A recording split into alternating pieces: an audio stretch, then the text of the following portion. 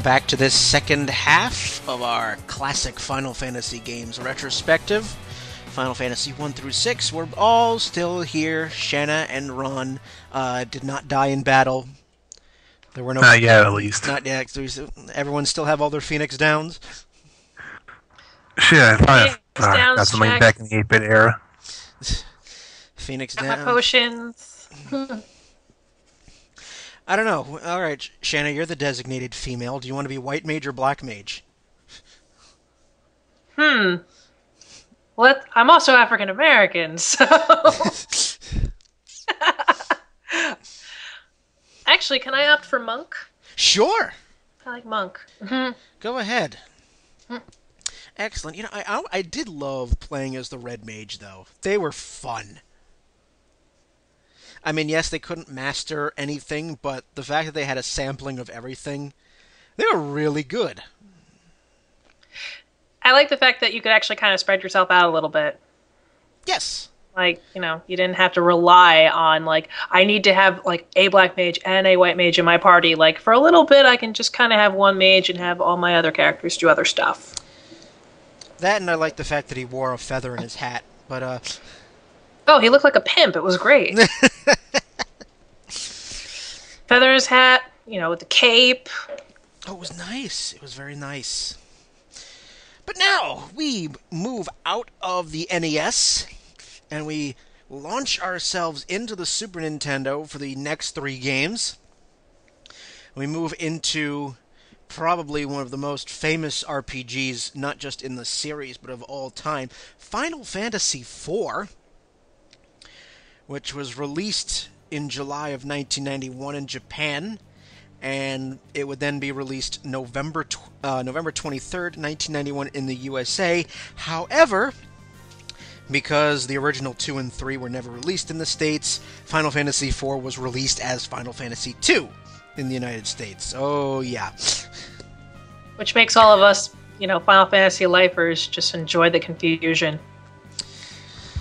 Yeah. And luckily, Square got their shit straight during the PlayStation era. But... So... we have our first Final Fantasy game to use their trademark battle system, which is the active time battle system. That little white bar filling up, you gotta mash that A button, and you hope it fills up faster, even though you know it doesn't. Well, in Final Fantasy IV, you didn't have the bar. The bar did not become visible until 5. In 4, it was based on your character's speed stat. Yeah. So, you still had the bar, you just couldn't see it. Which also made use of haste and slow and those spells. Don't you see the bar in the remakes? Yes, but in the in the original. Yeah, in the original SNES version you don't, but in the remakes you do. Yes. Let's make sure I remember that right. Yep, because I have the PSP version. Yes, you do have the bars in 4, but in the original Super Nintendo and also for the PlayStation 1 re-release, you did not have the bar. It was based on your character's speed, your speed stat, which also took enemies into account. No longer did you have, oh, everyone puts in a command and then watch the battle play out. No, now it's, oh shit, the enemy can also go while I'm waiting for the command menu to pop up. Yeah, while you're waiting for the command menu, while I'm cycling through, choosing the right spell, the guy can hit your mage and kill him, and then you go, well, fuck. And I remember that happening an awful lot when I first played through Final Fantasy IV. Now, did they not have the option yet where if you were in the battle system where you could either have it be passive or active? And by that, I guess I mean if you had set the passive, if you were in the middle of a menu, the enemy could not attack, and like the ATB would freeze while you would select your spell. I know that was the case in later games. I know that you get that option in the Final Fantasy IV re-releases. I know the PSP definitely has that option. Yeah. I would say I could go and look right now, but my SNES does not work properly, and I know I have a Final Fantasy II cartridge lying around somewhere. Yeah, I don't remember if you had the passive or active setting for the original. But be that as it may,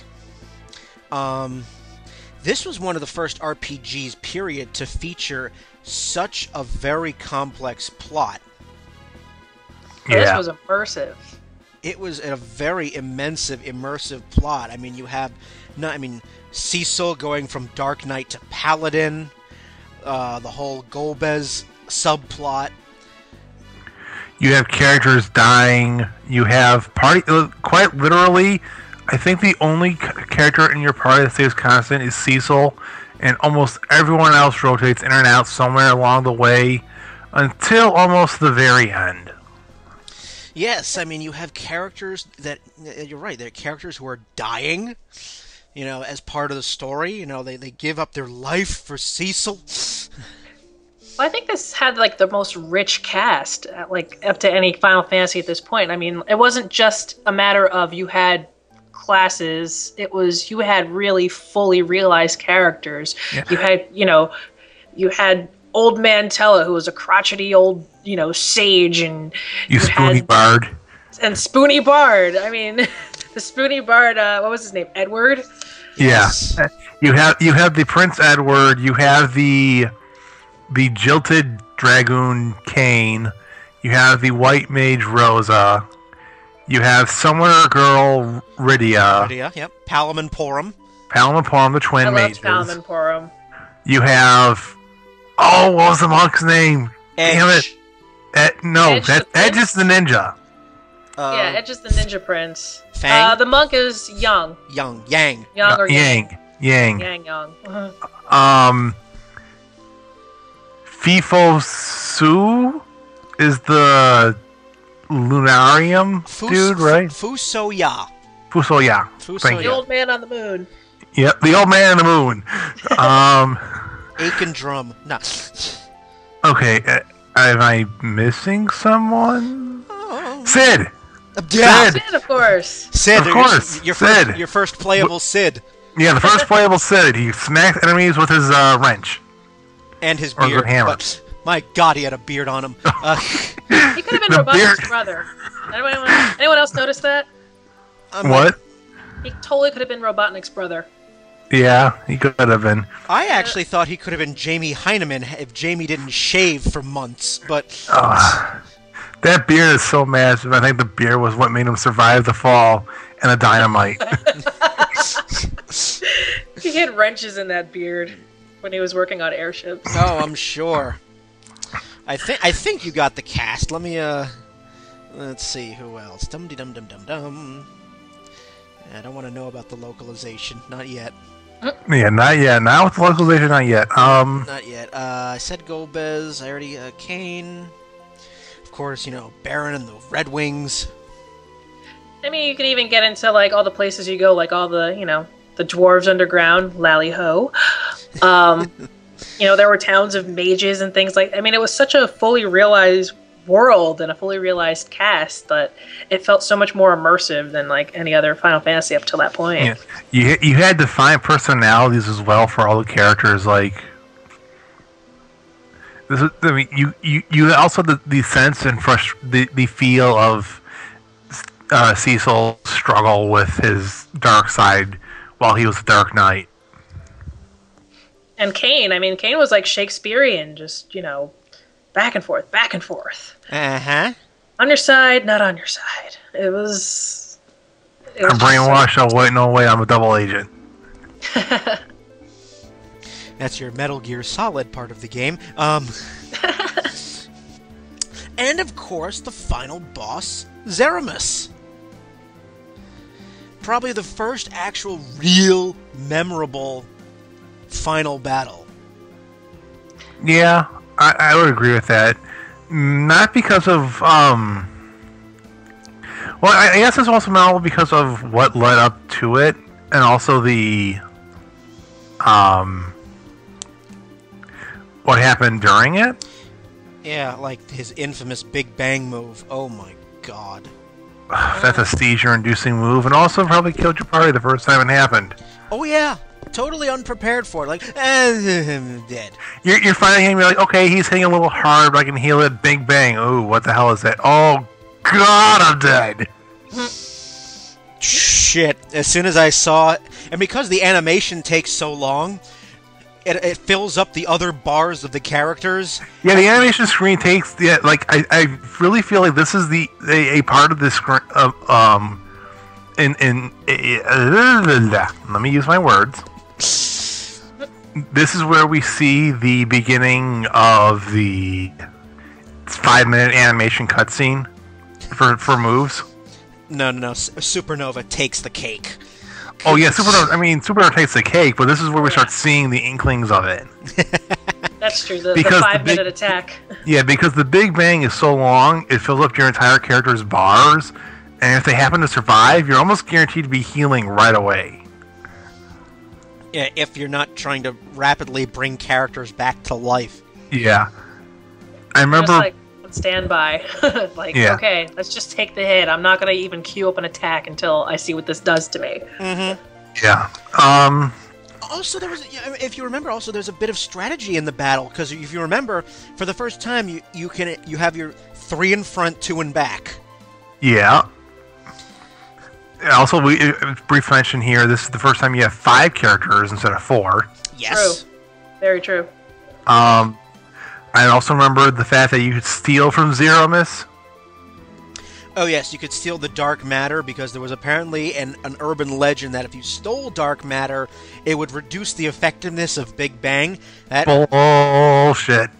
But I mean, you saw this in message boards and strategy guides for years, that if you stole dark matter before Cecil used the crystal, that would reduce the effectiveness of Big Bang. Bullshit. And of course, Ron pulls off the bullshit meter, because that's true. Stealing dark matter does nothing. In fact, it's a useless item.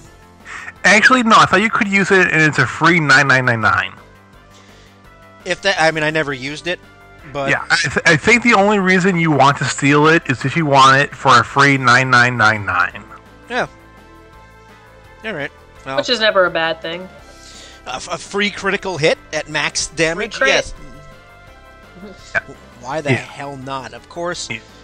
And some of the other subplots like Rydia and the summons. Yeah, that was definitely. I think probably. I don't know if you guys ever heard this definition before. Nerd chills. Nerd chills. Enlighten us. Okay, this is a phrase used when you're doing something particularly nerdy. Say, for example, playing a video game, or something cool happens in a video game, and you just get like chills of excitement down your spine. Oh okay. Yeah, I get those. Yeah. I call them nerdgasms. That nerdgasm, nerd chill, something like that. Who here had one when Rydia showed up in the underworld? Oh, I did. Definitely. and then I realized, I'm like, wait a minute, she looks older. Wait, yeah, that's when you go, wait a minute. Something's not right here. You were a child when this game... You were 10 years old. When did you get boobs? I'm like, holy shit, this kid has tits now. What the hell happened? Why am I lusting after you all of a sudden? But anyway. Well, Edge definitely took notice. Yeah, Edge took big notice. And she still has the innocent 10-year-old mind. And she's like, what are you looking at me for? Oops. Let's see. According to legend, the game's script had to be reduced by about 25% of its original length due to the storage capacity of the Super Nintendo cartridge. Sound about right. Oh my god, seriously? Yeah. That sounds about right. Because also, I mean, look at the spells too. They're all abbreviated for the most part. They're very few of them have the full word. Mm-hmm. That's true. I'm trying to think of some other important things that happened in this game. Everything. I mean, the music was. I mean, this is definitely like one of the more memorable music tracks. Oh, this is my favorite Final Fantasy soundtrack, hands down. Well, 4, okay. Yeah, I mean, Cecil's theme at the beginning, like as he's like, going out with the Red Wings and like just the boats, and it's so like epic, and it's like a march. So Imperial March. I know what you're doing. It is. It's like, did John Williams write the score? No, he didn't. I always liked Golbez's theme too. And like I especially liked it in the DS when they it sounds like organs. It's so good.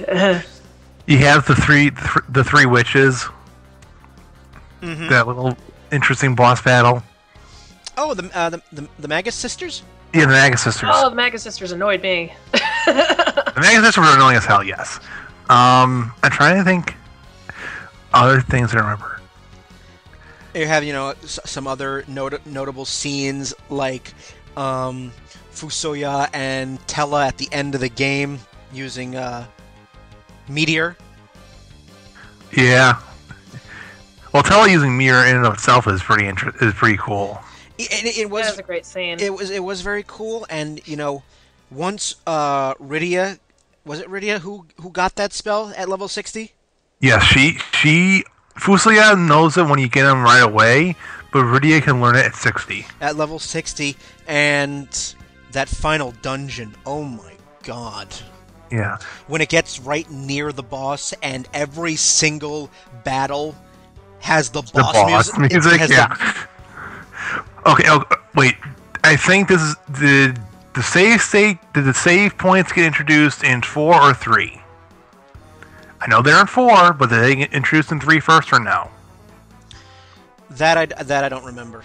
I think on 3 you could save on the world map, at least in the DS.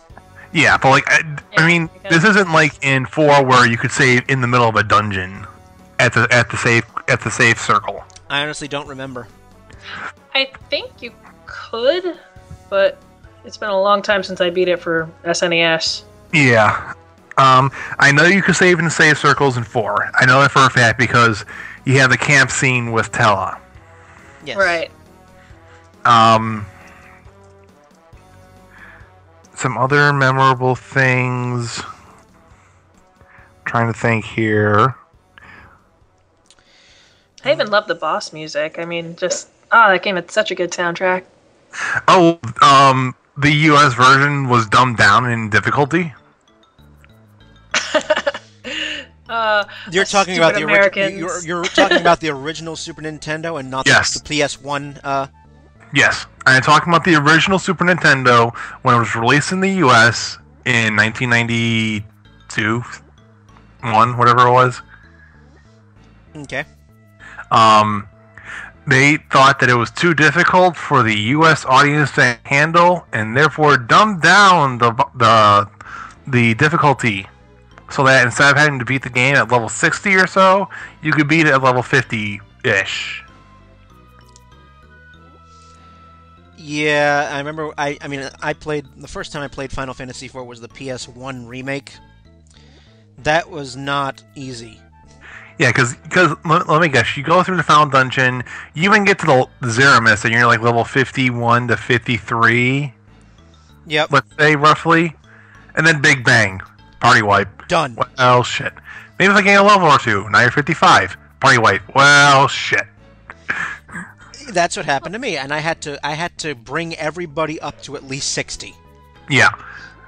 In the original SNES version, you had to bring everyone up to 60 at least or have really, really lucky RNG to have people survive. But even then, you had to be in like the high 59, like 58 or 59, to have a chance of having everyone survive Big Bang. Just to answer your question, Ron, the first time that save points appeared in dungeon was 4. Okay. So that's another first for the series. Uh-huh. That it was. So that answers that question. But overall, very, very memorable game. I mean, people are still playing it. It's one of those that has lasted for a hell of a long time. I mean, is it also the one that's been remade the most? You have I was just thinking that. Original SNES, you had the PS1 port, You had the Game Boy Advance port. You had the DS remake. Now you had the PSP port, which had just the after years. That's 5 versions total. Let's find out. It has been released on Super Nintendo, PlayStation, WonderSwan Color, Game Boy Advance, DS, Virtual Console, PSP, mobile phones in Japan, iOS, and Android. That's And those 9, 10 platforms? 3, 4, 5, 6, 7, 8, 10. Yeah. and a lot of those are sorry. I think that's the most, or it's probably tied for the most. Yeah, I think 1 and 2 might beat that. But Even the way that it's been rebirthed, it's like, you had the PS1 version where they added in the cutscenes. Yes. And then you had a complete 3D, makeover for the PSP and for the DS. So it's like, it's not even just a matter of they just, okay, well, let's just take the old game and port it to a new system. They keep brushing it up and polishing it more. And in the Game Boy Advance version, you had the optional dungeon as well. Same thing in the PSP. Yeah. Which you get after you beat the game. This, according to legend, this dungeon was supposed to be in the original game, but again, storage capacity of the Super Nintendo cartridge. Right. And the last thing I'm going to talk about on 4 before we move to 5, because I think we've already devoted at least almost 20 minutes just on 4. Sounds about right. But with good Love reason. fest. With good reason. Let's see. You already mentioned that the difficulty was greatly reduced for the American audience. Also, certain character descriptions and certain elements of backstory were cut. An example being, Kane had some background story involving his father. And also, the motivation for Zemus's plans to colonize the Earth were not in the game. Other changes include the removal of overt Judeo-Christian religious references and certain potentially objectionable graphics. I.e. Holy. Holy, I think Asura had a costume change, along with some of the Maga Sisters, and along with some of the Dryad sprites who got re-edited to be PG, not PG-13. Cecil lost his sacrifice ability entirely. Yeah, all references to prayer were eliminated. Yeah, prayer wasn't. Rosa didn't have pray. Direct references to death were omitted, even though several characters clearly died over the course of the game. And the reason being was that the translation was changed in accordance to Nintendo of America's censorship policies, because this game was made before the advent of the ESRB. Oh, that makes sense. Extreme censorship. Yeah, that's Nintendo for you. That's true, because the DS version you could actually use pray. Mm-hmm. That was put back in. Yes, it's because Nintendo isn't quite so concerned with think of the children, but there you go. But there, Final Fantasy IV, very very memorable, very very well loved game. And then we move into Final Fantasy V, which had the unfortunate distinction of being released in between 4 and 6, because after the amazing reception Final Fantasy IV got, fans are like, okay, what do you got next? Then we get 5, which was released a little more than a year later. It was in Japan. It was released December of 1992, and it was did not see the light of day until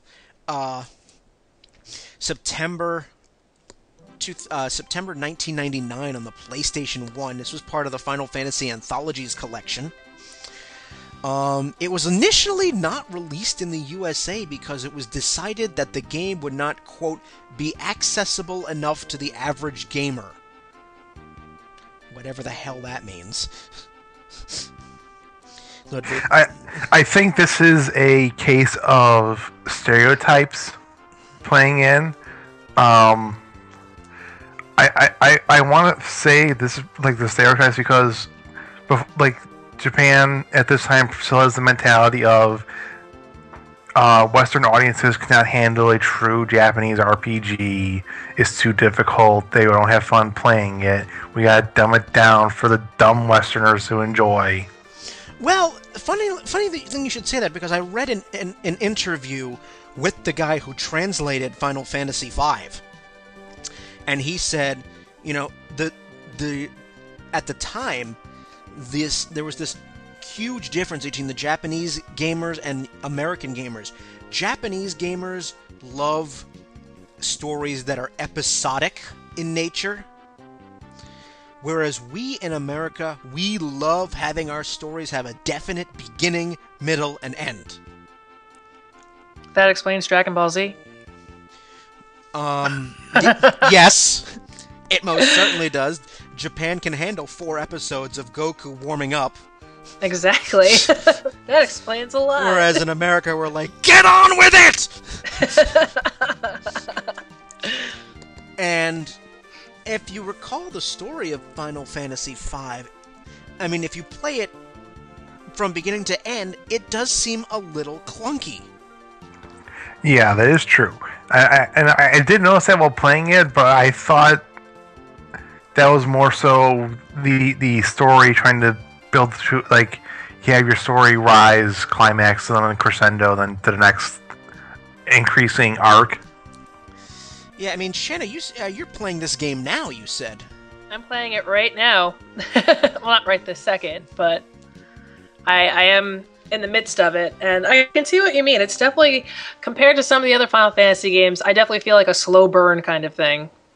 Like, it feels like it's taking a little bit more time to get to its epic points, but it is what it is. I mean, so after all that Final Fantasy IV amazingness, there was, at least here in the States, a bit of, well, after it was released anyway in the United States, it, was kind of like, oh, alright, However, Square thinking that, Final Fantasy V was you could not be accessible enough to the average gamer. This actually, as we all know, it turned out to be complete bullshit. Demand was very high after Final Fantasy IV, and this ended up being one of the very first video games to get a complete fan translation. Which you got, for those who don't understand, this is the internet back in 1993. We were using 26K dial-up modems connecting through AOL. And we didn't even have a fully realized visual web browser. You had to go through chat boards, and you actually had to know the destination. There was no Google. There was no Google. There was no Yahoo. Netscape was like the closest thing you had to a freaking message board. But yeah, this got a complete fan translation, and as mentioned earlier, this brought back the job class system. Yay, job class system! And it pulls no punches on the job class system. Well, since, Shanna, you're currently playing it now, I've long since forgotten. Enlighten us. Alright, let's see. Hold on. Let me just open up my SNES. I've got my emulator open. I can tell you right now that I've got 1, 2, 3, 4, 5, 6. I've got like 12 different job classes that I could be. Knight, Monk, Thief, Ninja, Berserker, Mystic Knight, White Mage, Black Mage, Time Mage, Summoner, Blue Mage, Red Mage, all the colors of the rainbow, Mediator, Geomancer, and then your normal Freelancer. So, yeah, it greatly expanded on 3's job class system. I think I've still got more to go. That's the other thing. I still don't have all the classes. I think in Final Fantasy V there's a total of 24, 25 job classes. Close. In the original game there was 22. And it made it 26 in the Game Boy Advance version. Ah, okay. We have some new classes like the Blue Mage, the Time Mage, and something called the Mime. Mime. Mr. Mime. Wait, wrong game. Damn it. Yeah, wrong game. Which... No. Yep. Oh, sorry, go ahead. I mean, these you have 22 jobs here. Think about all the customizing you can do. I remember that being one of my favorite things about the game. Was just the total, complete customization. Now, I mean, that is true. I mean, I've got a black mage, blue mage summoner. I've got a thief monk ninja.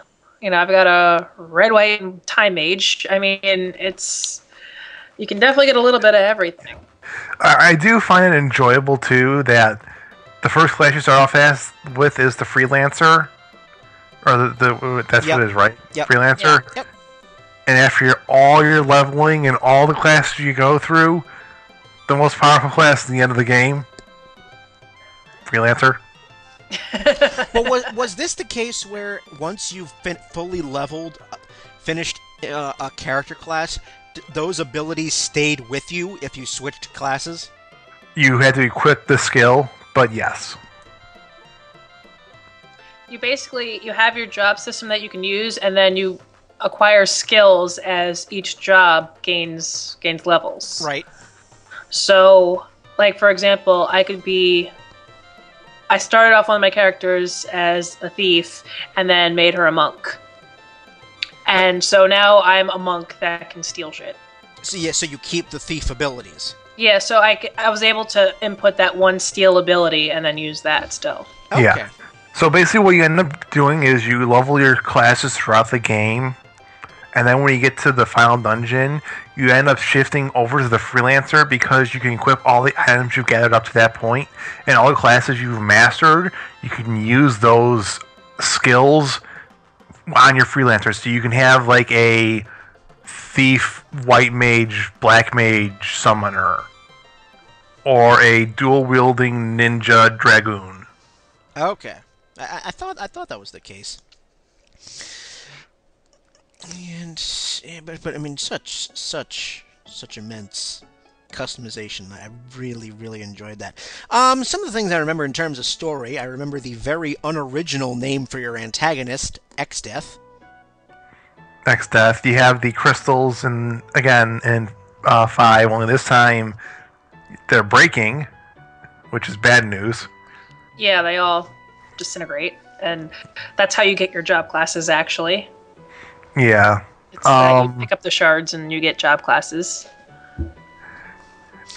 Let's see what other things of note. I remember that the ending of the game actually varied a bit depending on how many characters were still alive at the end of the final boss battle. Yeah. So I'm gonna have to beat this like 4 times. Well, it's not so much. It's just slight dialogue changes. Really. Yeah, it's Right, it's not like it's not Chrono Trigger levels of difference. No, thank God. No. It's just like slight dialogue changes and a couple like animation changes. Okay, yeah, good to know. Yeah, not quite that. Your cast of characters is smaller than in 4. You've got, I think, 5 total characters. Yeah. Yeah. 5 total. And you still only have a class of 4, I believe. I don't. Yeah, I know you get. I know I haven't gotten like the next character yet, but there's a character you get later. But I think you still only can have 4 in a party. Yes. Correct. But other than that, I mean, when it was released in the U.S., it kind of got mixed reviews, but Japan loved it. Well, I think the reason why I got mixed reviews in the U.S. was because the PS1 port wasn't really done properly because the original game didn't have a loading time for the most part, whereas there was some loading issues with the PS1 version. And I also like that this one has a little bit of humor to it, though. yes. This one's kind of it's kind of a sillier one, but it's Yeah, I mean, it didn't have the deeply engaging story that 4 did. No, not at all. And yes, the game did suffer from long load times on occasion, on at least the PS version. And yeah, I mean, it really kind of got mixed. So it was like after this wonderful high that was 4, 5 was just like, okay. I think most people said that the job class system was good. That was predominantly the best thing about it in most reviews. Yeah, I think most reviews say job class good, characters okay, music was pretty good, everything else kind of like mediocre compared to Final Fantasy IV is like very good to excellent. Well, So that's why they're kind of down on it. I think it introduced a pretty awesome class job class, which was the Blue Mage. I mean, that's a pretty cool concept that you can like learn abilities from monsters that attack you. Yes. Yes, that's the Final Fantasy V was the time that's introduced, and then am I right in that thought, or was it in 3 as well? Blue Mage first appeared in 5. Okay, yeah, because some of the monster skills actually are pretty useful for your party. Yes. Not all of them, but some of them. Yes, and the Blue Mage idea carried over. It was 5, 6, 7. It carried over into almost every game. At least some of their types of abilities carried over. The idea of learning spells and moves from monsters. I know there's a Blue Mage type character 5, 6, 7, 9.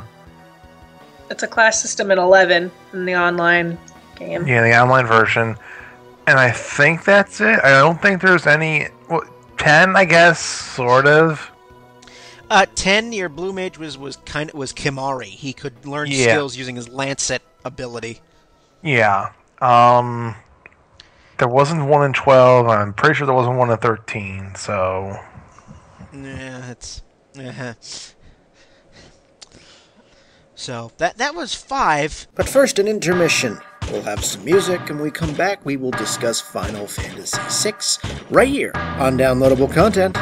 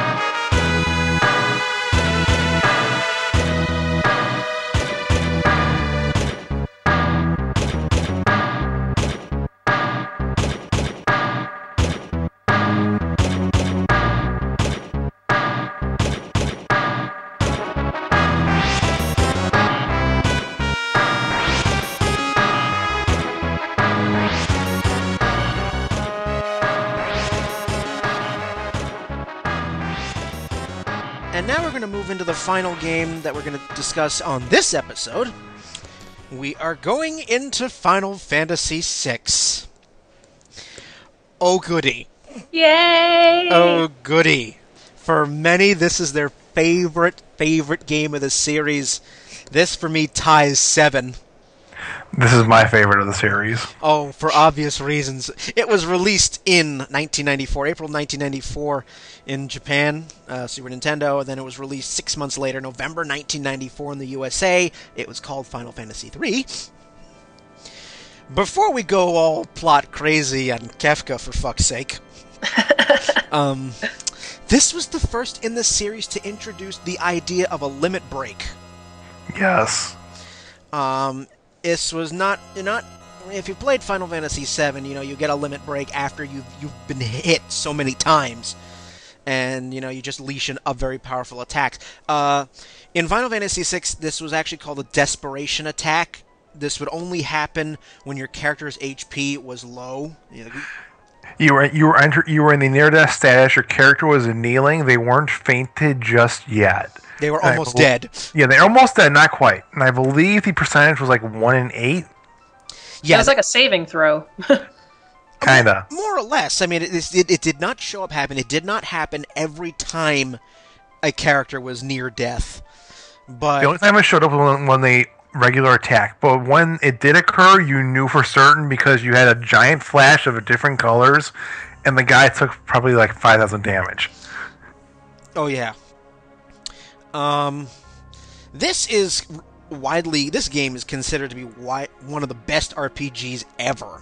For obvious reasons. This game had an amazing story, amazing music, and very, very good gameplay.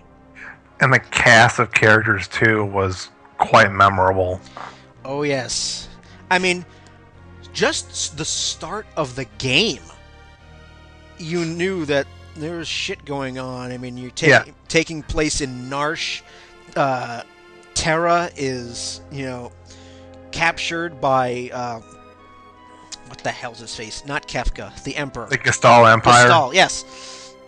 And, the first 5 minutes of the game... Yeah, the first 5 minutes of the game is pretty memorable because you walk into Narsh in a freaking mech and start laying waste to anything and everything in your path. Oh, and can I just say, this was also finally a time that we see a fantasy game not in the traditional fantasy setting. It was like a steampunk setting. Yes. Which was awesome. Yes, I mean, it still contained elements of that sort of medieval style. Yeah. But it did actually start to introduce machinery. Yeah. And probably, I think probably what sold it to me that this game was going to be special was after wrecking through the town on your mech, I'm thinking, okay, this game is going to be a cakewalk. I mean, I may have to get out of the mech eventually sometimes to do stuff. But then you fight Tritok, and he wrecks your shit. And I go, oh crap. Like, shit. Yeah, like, you fight Tritok, like, I think you get, like, maybe one move in, and then cutscene, your mechs are destroyed, your 2 party members with you are dead, and Terra's stuck in the middle of a cave with a concussion. Yep. Shit just got real. Oh yes, this isn't 10 minutes into the game I'm gonna walk out into the world map and I'm gonna get into a random battle with an imp. No. No. You hit the Magitech Knights and oh dear. Yeah. That's true, you always do kick off with an imp, don't you? Yeah. I mean, just like in Dragon Quest, your first enemy is always the slime. Yeah. But, let me see if I can remember all the characters off the top of my head. They're in order of appearance. There are 14 playable characters. There's 14 total, and let me see if I can go through them all in order of appearance, but you can first see them. And then you can correct me if I'm wrong. Go ahead. You have Terra, you have the Treasure Hunter block, you have the King Sabin, I'm sorry, not Sabin, Edgar. You then see Shadow for the first time, although you cannot have him as a party member. The next party member you have is the brother Sabin. After that, you have Cells. I'm sorry, after that, you have the option of seeing 1 of 3 paths. One, you see Cells, and another, you see Cyan, Gao, and you also have Shadow as a party member during this time. Terra, I think. No, is it Terra? Yeah, Terra and Edgar don't have anyone. You have a brief party member who's the leader of the resistance. I forget his name. But he's only there for like 5 minutes, so he's not really a party member. Yeah. Let's see. You have Mog. Yep. You need 5 more. Kupo. Leo is you hit control for 1 fight. You have Umaro in the World of Ruin. You have Gogo. You have Setzer. After Mog, it should be Setzer. I think that's everyone for the World of Balance. World of Ruin is Umaro, Gogo. There's 2 left. Yep. Should we give him a hint? Nope. No, Okay. don't hint. Okay. This Say is anything.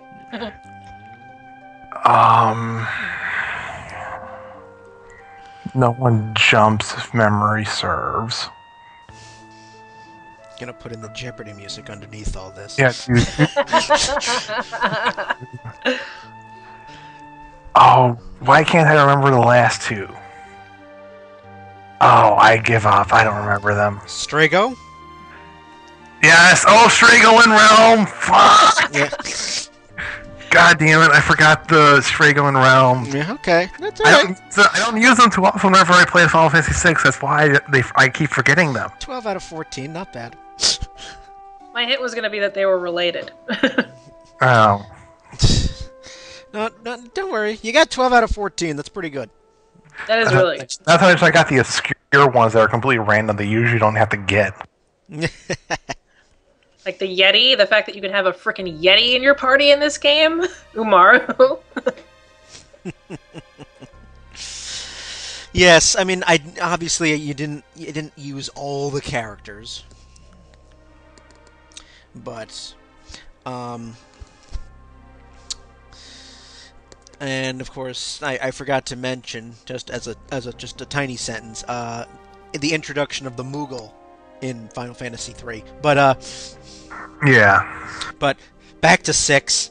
So you have a huge cast of characters here. Not quite the cast you get in, say, Chrono Cross, but Yeah, we're not playing with 40 people. We're playing with 14. 14. and the thing was, some of those 14 characters were optional. Some of those you picked up in side quests. You did not have to get all of them. Some of them died if you didn't go back and save them. You know, it was completely optional on some of them. So, because, you know, after Kefka destroys the world, just letting you know, Kefka is the only Final Fantasy villain who actually succeeds in his task. Which, quite frankly, I think that makes him the best villain. My personal opinion, but... Well, in terms of doing what he set out to do, then yes, he's the only character who actually succeeds. XF gets close because his goal was to do one thing and then gain control of another thing. And while he did the first thing right, he didn't really succeed in the second one. No, where Kefka succeeds completely, and your task is to stop him from continuing to succeed. You're actually cleaning up the mess, not preventing it. Yes. Yeah. The first half of the game is you trying to stop the Emperor and Kefka from succeeding in their goal of ruling the world. Well, you failed. Miserably. And, you know, you remember that scene where Kefka knocks the statues out of alignment. He kicks the Emperor off the floating continent. This guy's an asshole. It's crazy. Mind you, he kicked him off after he taunted the Emperor and stabbed him in the back. And then he kicks him off the floating continent. It's like, holy shit. And the fact that it's like, it's SNES graphics, and it's still that, like, It's powerful. still that powerful of a scene. It's still just like, oh my god. You wake up and the world is ruined. And, and of course, the opera. Ooh, the opera scene. The opera. I mean, yes, the MIDI music sounds hilarious in hindsight. Yeah, it's like, all these, the MIDI voices are, and, the MIDI. Yeah. I mean, for those who don't understand, this was 1994. This was the height of computer graphics at the time. If you could get something that even sounded remotely close to an opera, that was really strong in and of itself. Our minds were blown by that kind of stuff. Like, what? And very moving scene because now I'm trying to remember that scene because there's a scene in there. Obviously, it's a love opera. But then you hear that music again when you think that one of your characters is about to commit suicide because the world has ended.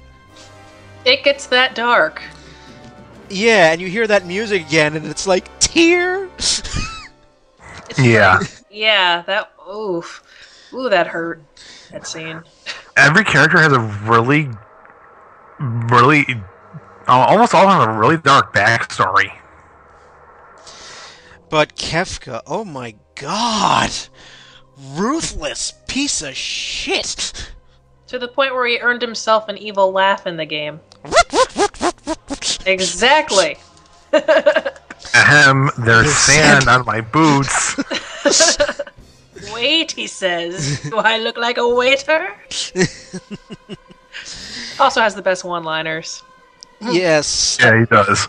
You sound like chapters from a self-help book. Yes.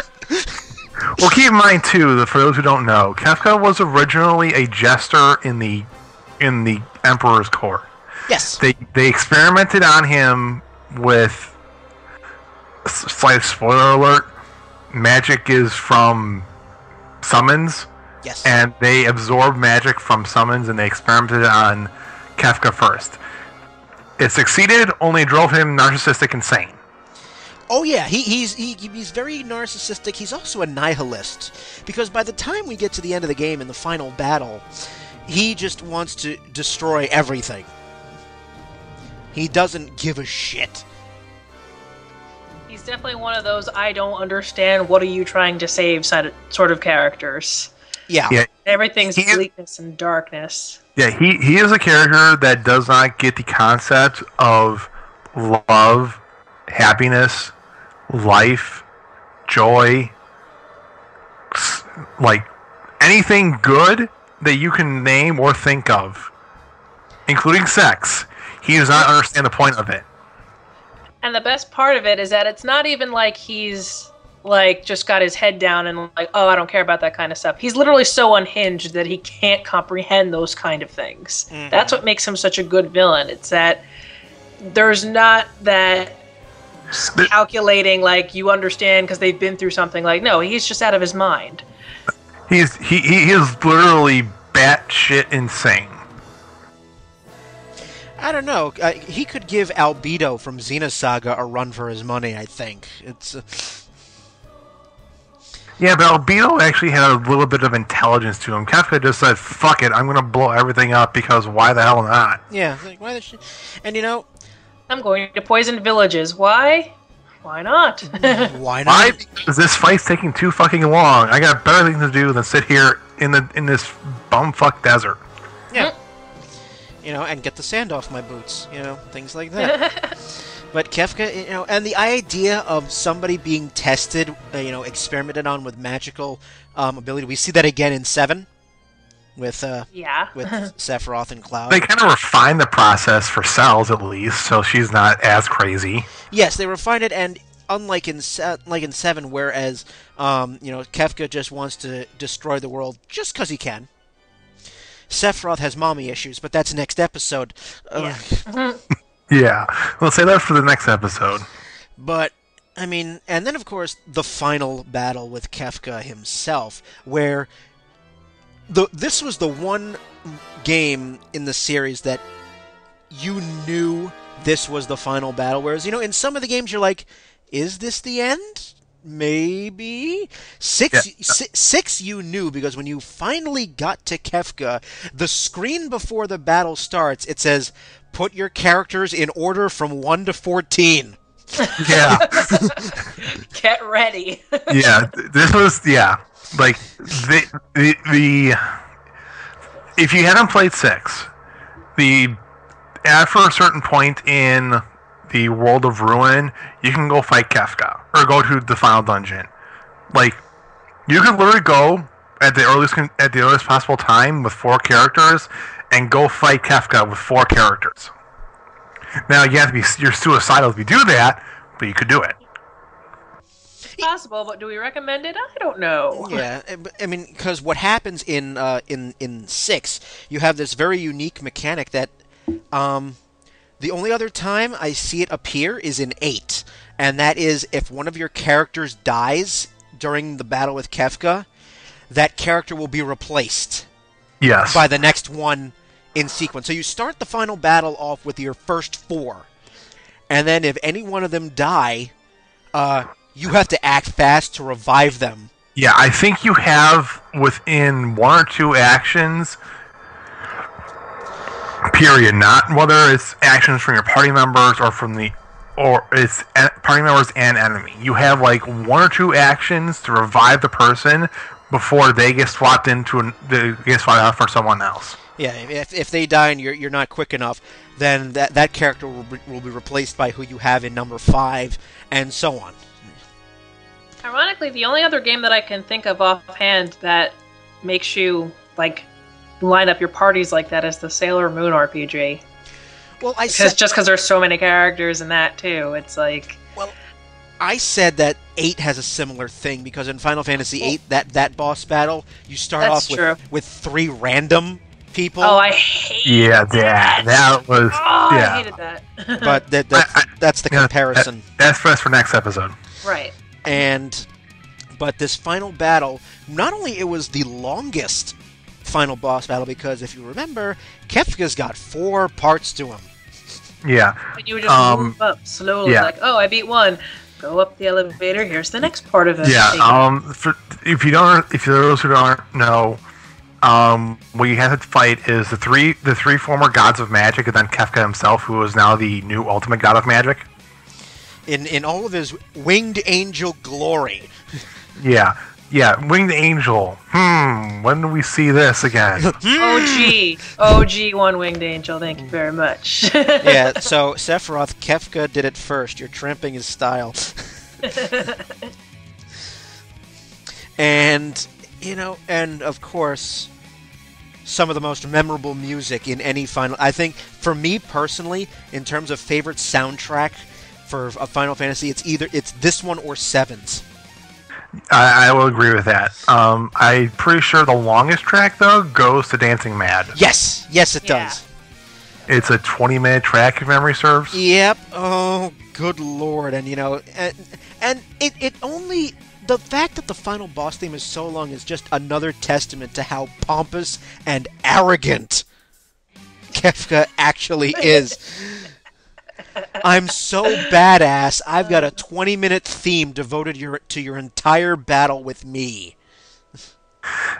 I mean, granted, if you do everything you can in Final Fantasy VI, and I do mean everything, you can go into the final dungeon and wipe the floor with Kefka in like 5 minutes. Yes. I mean, the final boss of Kefka, all 4 parts of him, is at least 200,000 HP. Yeah. For those who don't know, there is a HP limit in the NES and the SNES. In the NES, it was 25,554, I think. Well, the final. Think about Garland. Yeah, the final boss had over 4,000. Yeah, 4,000. But remember, there was Warmech that had more than that. Yes. As for the NES, but for the SNES, the max health you can have is, I think it's 256 times 256. So I don't know what that is. off the top of my head. So 256 squared.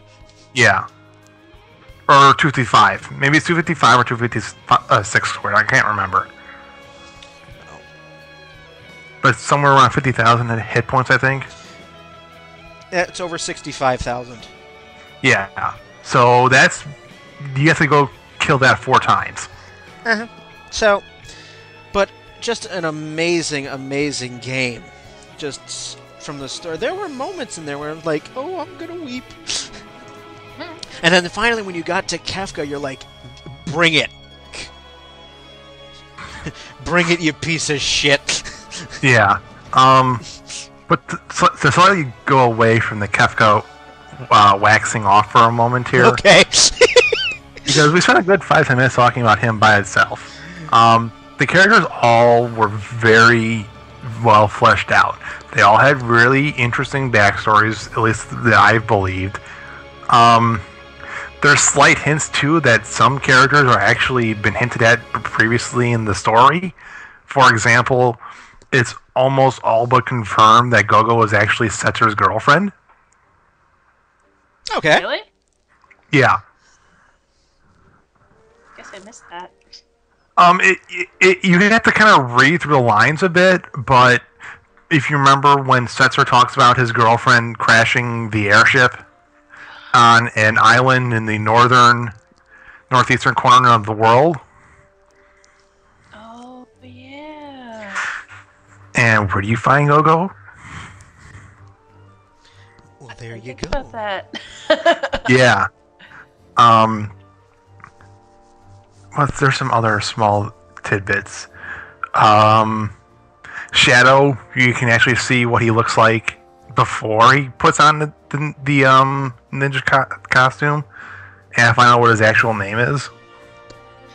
You go to... Isn't there like a certain house that you go to for that? I think I did do that, but I beat Yes. it like years ago. There's 4 houses you have to go to. It's Narsh, the Mage Village, where Strago and Realm are from, and there's 2 other things, but you find out that Shadow is from the Mage Village, and then left for some reason.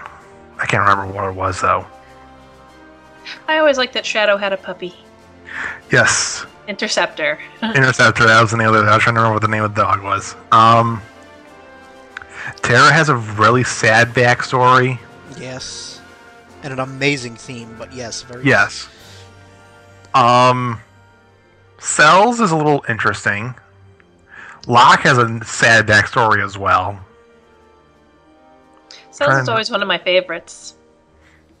But I think that's just because I always like the tougher chick in every game. Like in 5, Ferris was my favorite. So Oh, yeah. in 6, like Celis is my favorite. Yeah, for me personally, I think some of the strongest female characters in the Final Fantasy series is Ferris, Terra, Cells, and Lightning. Just That's because true. like they are all strong, mostly independent women that know that they have faults but are striving to like overcome them. Right, exactly. And not just strength as in like physical strength, but they also had like They have like personal strengths, maybe even like good at magic or something like that. But they recognize that they have things they're good at and there's things that they're bad at, and they're trying to make up for what they're bad at. Yeah, I mean Ferris, heck, she was a pirate queen. Move over, Keira Knightley. She was the first pirate queen. And yes, I know that's a crying game type spoiler in that game, but still, that's why Ferris rules. But going back to 6. Yeah, Edgar and Sabin are the 2 estranged brothers. Gao is a kid that has a really messed up family. I always thought Gao would grow up to become Blanca from Street Fighter. Is that bad? No, the only thing stopping Gao from turning into Blanca is a run-in with a power line. And if his skin would turn green. Yeah. Cyan is the troubled knight trying to like deal with the tragedy in his heart. Well, that's because if I remember, his character he lost his family because Kefka poisoned the water. Yep. Yeah, he was the one who lived in the city where that Kefka poisoned. Yeah. He was the only one. He's the last survivor of that city, and his sense of loyalty and honor, like, really plague him throughout pretty much the entire game. Morgan and Umaru don't really have much of a backstory, but they're kind of like side characters, so I'm kind of okay with that. That's fine. Setzer, we know he's the philanthropist, playboy, airship owner, but we also know about his girlfriend, too. Yes. I always liked Setzer. And his airship called Blackjack. Yeah. I know, it's so cool. What was the name of the other airship? The Lady Rose, I think? Maybe. You have Strago and Realm, the grandfather, granddaughter Yep. family. And Realm was an artist. Yeah, I recall, Realm was an yeah. artist and wanted to paint Ultros. Yes, and then that's a shout out to my friend Deja, who declared that Ultros is the best character of the game, hands down. He was a persistent little bugger, wasn't he? Oh, he was hilarious. Yeah. He kind of reminded me of Team Rocket, just this bumbling sort of. We're blasting off again. Yeah. Even though you only play him for one fight and you don't really see him too often, you get the sense that Leo is definitely an honorable warrior. Like he will fight you armed, you facing him, and he will kill you that way. But he's at least going to fight you fair, unlike the Emperor or Kefka. Yes. So. I completely forgot about him. So let's see. Localization of Final Fantasy VI. Let's see what we've got. Oh boy. There were no major changes to the gameplay, although several changes of contents and editorial adjustments exist in the English script. Pearl, Holy was changed to Pearl. Yep, also, Final Fantasy VI had some sprite nudity in it. Yeah, that got edited. That's true. I guess technically when Terra's an Esper.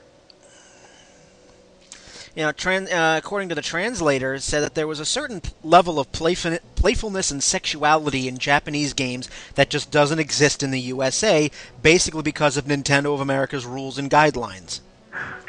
I remember there's also a sprite or two as well that had to be edited to be PG again. Yes. There was the one I'm looking at, there was an enemy sprite that had a harp, and the original sprite had, bare buttocks exposed. That had to be covered. Whoops. And also, let's see, there was some building signs in towns that were changed, like bar being changed to cafe.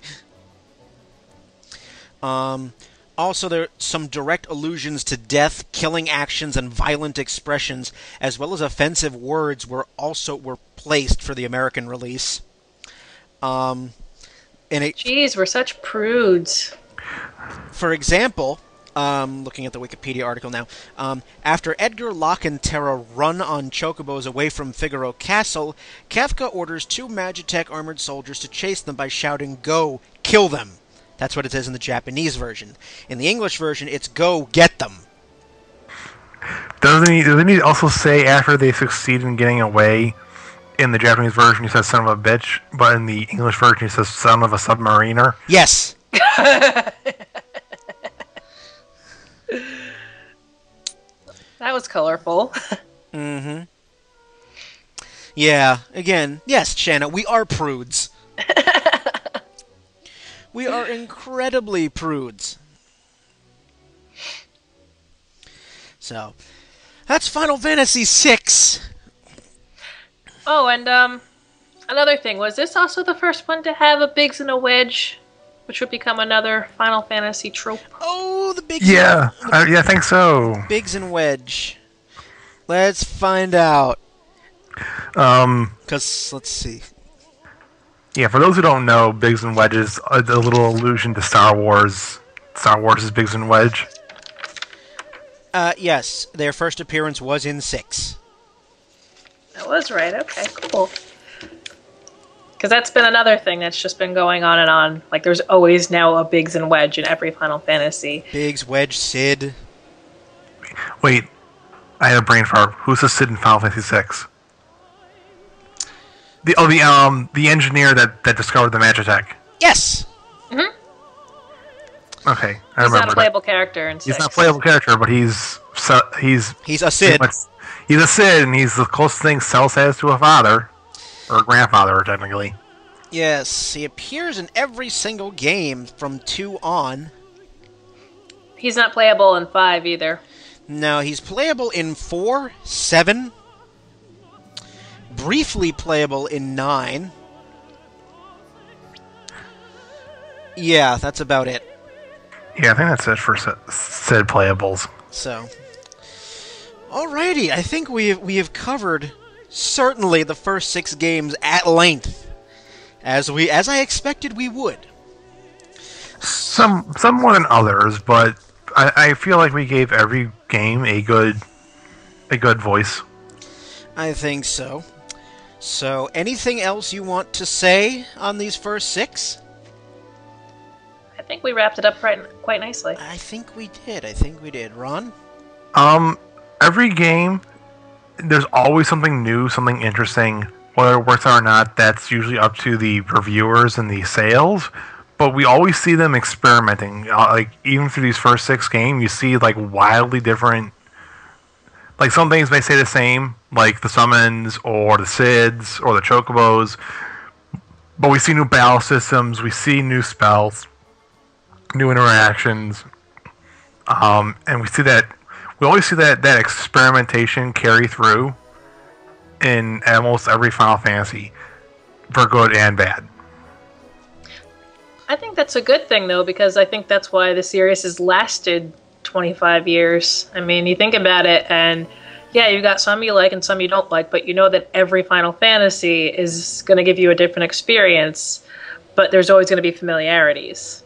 So you can't really get tired of it. Like, yes. I find it impossible to get tired of Final Fantasy, even just for the blatant fact that every game is a different story in a different universe. It's not like you're still within the same characters and you're still trying to rewrite stories for the same characters. That experimentation, like, keeps it fresh. Very, very true. So, there we are. We've talked about the first 6 games. That is the classic era, Nintendo and Super Nintendo, on our second episode. We're going to continue this discussion. We're going to go into PlayStation and the PlayStation era, where we begin with Final Fantasy VII and go straight through to now. And the series leaves its Nintendo roots and goes to Sony. For better or for worse, we'll discuss and chat about our memories from 7, 8, 9, 10, 10-2, 11, yeah, 11, 12, 13, 13-2, 13-3, which is in development, and, yeah, that, and the atrocity that's also Final Fantasy XIV. That is on our next episode. So, it remains for me to thank Ron and Shanna. Yay. And also, one last thing I want to say, if you have any questions, comments, anything you want to say about this episode or any other episode, you can get a hold of us on facebook.com/downloadable content. All episodes can be found on iTunes, so you can download any episode. And so, we will see you next time. I'm Brian. Have a good one, everybody. Bye, everybody.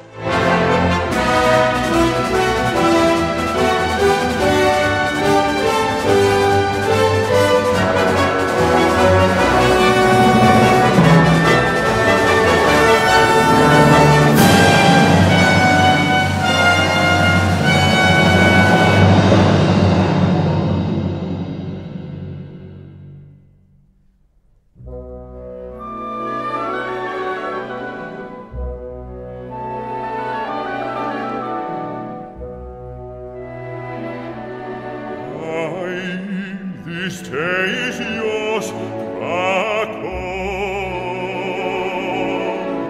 Curse you should you let Maria go. Peace then, for you have my word. With me she know nothing of me.